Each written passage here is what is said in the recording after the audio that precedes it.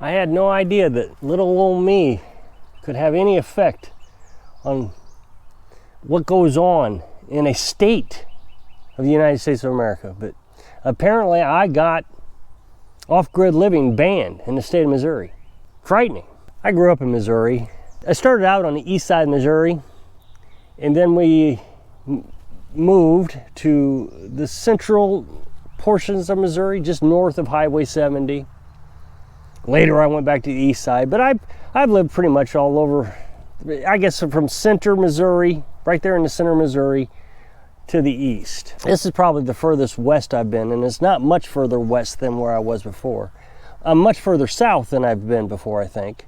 When I was growing up, my grandparents had a little place on the east side of Missouri, 20 acres. Well, they started out with 5 acres, so I guess the first 12 years, 14 years of my life, they had 5 acres, and then they moved to 20 acres. And it was always fun at my grandparents' house. It was very boring because there was nobody around, so it was me having to create my things with my own imagination. And I remember I built a bridge out of scrap lumber over a ditch that Grandma had, and I drove a lawnmower over it. I eventually drove a Volkswagen over it, a little Volkswagen Bug. I got brave enough that I went ahead and did it because I thought it was pretty strong. Oh, that was scary. But it really made me learn how to be independent. As a child, I didn't like the loneliness going over to Grandma's house. My other grandparents lived in a town in Missouri, in the middle part of Missouri, and it had a lot of kids in it, and so we could ride bikes and have a good time. But out there in the country, there were just not a lot of kids. Growing up, I started out the first 10 years of my life on the east side of Missouri in a little, I don't even know what you would call it. There was 4 houses in this acreage. My assumption is there was an original landowner and he parceled it off. But it was out there by the river. It was called Big River. Big River flooded all the time. I remember Dad would have to get the boat out. In order to cross this one portion of the road so he could get to work, he'd have to take the boat across. He'd always leave the car on the other side. That way when it flooded, he could get up and go to work. And I spent a lot of time on the river. Dad actually bought me a little boat and a little motor that I could go up and down the river with. Of course, I had to cross a pretty busy, dangerous road. There was a big curve right where we were. My dog actually got hit. Well, I guess it was Mom's dog. Got hit on the road because of that curve. Nobody could see anything. They come flying around that curve. But it was like my imagination of Tom Sawyer and Huck Finn being out there on the river. The cool thing is not only did we have river, we had a lot of wooded area too. So there was a lot of time to explore and be a kid. And I think that's where I really got my independence from, was over there in the country on the east side of Missouri. Now, as far as living off grid there now, I wouldn't do it. It's too cityfied. So the best portions of the state to live in now as an off-grid was south of Highway 70. I've said that many times. People ask me all the time, where can you find property? Go south of Highway 70. You want to stay in the forest area like this. There's not a lot of farming community here, if any. I've not seen a cornfield. I've seen some cow fields, but not corn. North of Highway 70 is primarily cornfields, kind of like Iowa. This is where to be, in my mind. They call us hillbillies. Hillbilly is a term in Missouri. You're a hillbilly because you live in the hills. I'm not sure where the term billy comes from. Somebody's going to tell me, I'm sure. And I'm quite proud to be a hillbilly. I guess that's what I am. I like it in Missouri. Then I moved away for the military, went to Washington, and there again, cityfied. I lived in Silverdale, Washington. Was out to sea 3 months and then came back home for 3 months. That's near Bremerton, Washington. Came back home, and again, I was there at the east side of the state. Then I ended up getting a job in Iowa. And I tell you, Iowa is nothing against Iowans. It just wasn't for me. I really struggled with Iowa. It was pretty, I don't want to bring politics in it, but it just did not fit my style. I lived in Des Moines. I lived in Ottumwa, was the two cities I lived in. Actually, West Des Moines. I lived in West Des Moines twice, and in Ottumwa, I lived there for a couple of years. And I worked in Oskaloosa, so anybody who knows these areas, it was just too much city for me. And a lot of regulations. I mean, here in Missouri, if it snows, there's no requirement that you shovel your sidewalks. None. I've never heard of that. I mean, I didn't even hear of it until I went to Iowa, and then they had laws that you had to shovel your sidewalk. And I got a ticket because I didn't know this law. I got a ticket for not shoveling. So every year thereafter, I had to shovel. You couldn't park on the street. I mean, it seemed like a really California type of state. It's my understanding it's not so bad now. I think it's supposedly it's gotten better, but I just didn't like Iowa. But anyway, I came back to Missouri. And again, I lived on the north side of the Highway 70, just north of Highway 70, probably 20, 30 miles north of Highway 70, in a unincorporated town. And I lived there for 10 years, and I really liked it. It was just a parcel of land. I mean, not much at all. 100 people in the town. I was self-employed there. And in 2008, things went bad, as everybody knows. And I really struggled with business, but trying to keep the doors open, we had to figure out a way to buy food or get food. So we started what I thought was the first backyard farm. I had sheep and goats, chickens, ducks. I'm sure I'm missing something, but we had rabbits, had a lot of different things. And nobody really complained. I mean, they complained about the dogs. We had 4 or 5 dogs. They didn't like the dogs. People complained about that all the time, but when we got the ducks and the sheep and the goats, nobody complained. I really thought that we had this neighbor who was just a pain. He was absolute pain. Hated everybody in town. Both of them did, her and him. I just knew when I got the chickens and the ducks and the goats that they'd be making so much noise that they would complain. Of course, every time they complained, the city really never did anything. It was kind of nice. I was able to do a lot of stuff, build things. You know, I built a back porch, front porch. I built a dog shed. I don't know what you want to call it. It was someplace we put the dogs while we were gone.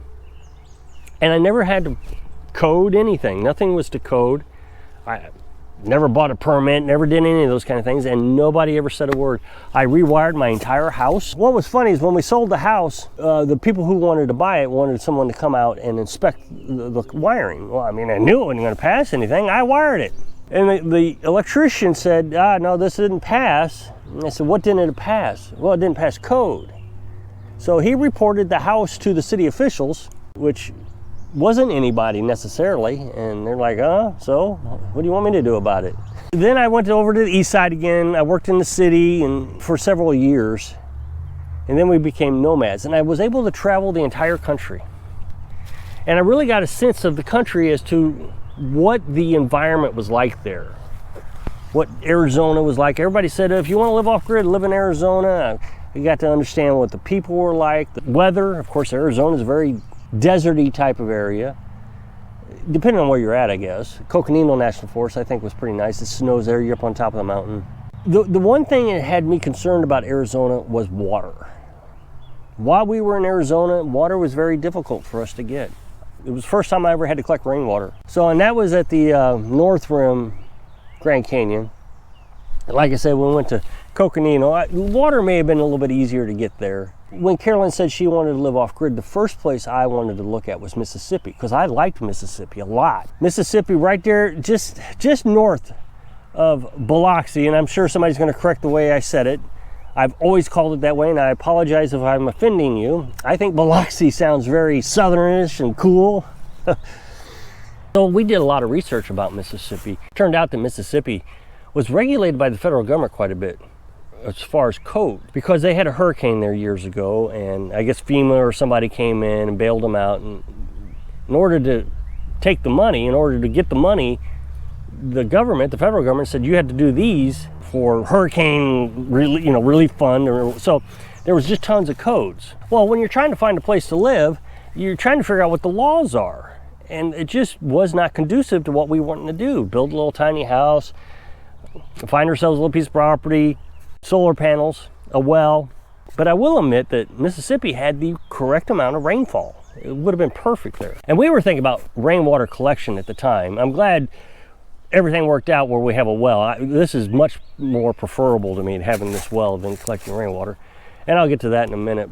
Then we looked at Tennessee, because Tennessee was supposed to be really friendly to off-grid living. And what I found there was the property prices were just outlandish. Couldn't find anything with a well, and it was just terribly high. Now there's like the top 10 states that you can live off-grid. Apparently Hawaii is pretty friendly, but who wants to live in Hawaii? There's just, I can't even imagine. I mean, I've been to Hawaii when I was in the Navy, and I just couldn't even imagine living off-grid there or trying to be isolated. Maybe they got a different definition than what I have. Doesn't matter. Maine is supposed to be a good one. But when I looked into all these places, they always had some restrictions that didn't allow us to do it. And people tell me, oh, Mississippi, they don't enforce any of those federal laws. Well, how am I supposed to know that? And the thing is let's just assume that I'm living off grid and I've been here for 10 years and everything's going great, and all of a sudden one of my YouTube triggers a politician to come out and say, hey, you didn't follow this code. And all of a sudden now I got a bunch of problems, a bunch of fines. But Missouri allowed you to do it. So we came to Missouri. And Missouri is a really great place. I mean, it just seems like I always end up coming back here. The one thing about Missouri is it gets plenty of rain. The mineral rights under your ground, under your property, are yours in Missouri, which you can't say for many states.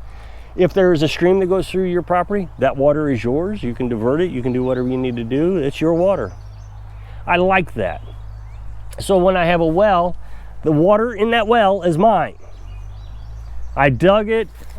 I put a pump in it. I'm pumping the water out of it. Whereas in like California, apparently, they are now having to pay for the water they use out of their own well. So they pay for the electric, they pay to dig the well, they pay to put the well pump in, they pay to maintain the well, and now they have to actually track how much water they use out of the well and pay the county or the city or whoever for the water. And so to me, water is the biggest thing you gotta have in order to live off grid. It's just vital. And Missouri seems to be the perfect spot. But I got a comment the other day. It really frustrates me how people think. I look at an area and say, does it fit me? I don't criticize. If you want to go live in California, great. That's none of my business. I'm not going to go to California. I have no intentions of going to California. You can stay there. What I'm seeing though is that people from California all of a sudden don't like California anymore, so they want to come to states that have more freedoms than California. And I think everybody knows this. Californians are moving to Texas, New Yorkers are moving to Florida.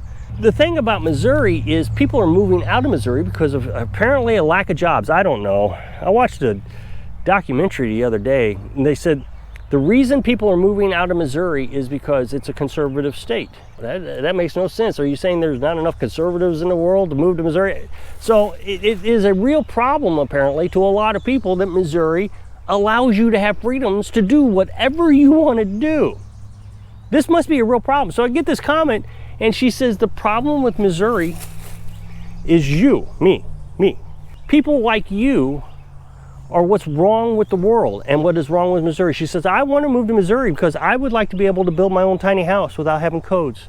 I would like to have solar panels that I can hook up myself. I would like to have water that's mine.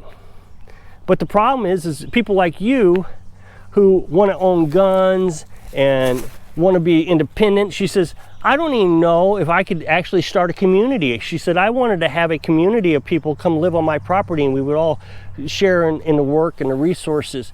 But you people are so, she called us loners here in this state. You're all such loners. I don't even know if anybody would move on our property. And she says, you are the reason nobody wants to move into your state. And you're the only state that really allows us the freedom to do the things that we want to do. And I'm thinking, are you insane? People are like me with the independent mindset are the ones that vote for politicians to allow us to do things that we want to do. You're going to move into a state and you're going to say, oh no, we don't want guns. So the people who have guns and decided, hey, I like my own independence, they move out. and new laws come into play, and it's just a constant cycle of we have freedoms and people move in to take the freedoms away because they want it makes no sense to me. I want to move to a place where there's low taxes, lots of freedom, so I can move in to enjoy these things, but then I don't want to vote for the people who allow me to have this. So I'm going to vote for people that want me to have high taxes and low freedoms.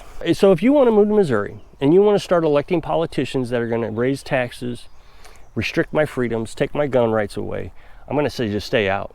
Stay in California, stay in New York, stay wherever you want to stay, and you figure out how you can have the freedoms that I have in a state that you control, that you have decided this is what you want. You people don't make sense to me. I hate to be rude, you just don't make sense. I'm not going to go to California and try to take freedoms that you won't let me have, so why are you coming to Missouri? I don't get it. So if you click this up next box, it'll take you to a video where I was talking about trespassers. So if I can inspire you to find your own freedom so you can live your dreams. Thanks for watching.